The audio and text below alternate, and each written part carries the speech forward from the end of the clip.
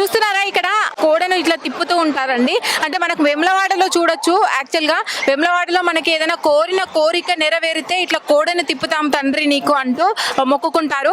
అలాగే ఇక్కడ అగ్రం పహాడ్ జాతరలో మెయిన్ గా ఇక్కడ సమ్మక్క సారక్క గద్దెల పక్కనే ఇక్కడ ఆవు ఉంటుంది.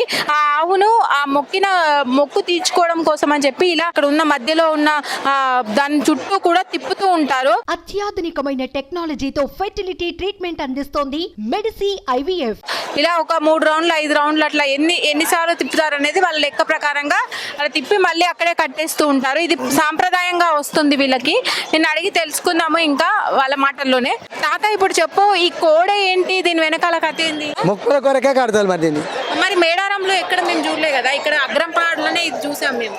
ఇదే మొదటి సంధి మేము కోయిలాల కడతారు, దాన్ని మొక్కులు అప్ప చెప్తామని అంటారు. దీన్ని ఇక చుట్టూరుగా ఇంట్లో వాటిలో ఇక మనకు ఏదైనా జరుగుతుంది బాధిస్తుంది. ఆ యమునాల కాడ ఎట్లా తిప్పుతారో అక్కడ ఎట్లా తిప్పుతారు.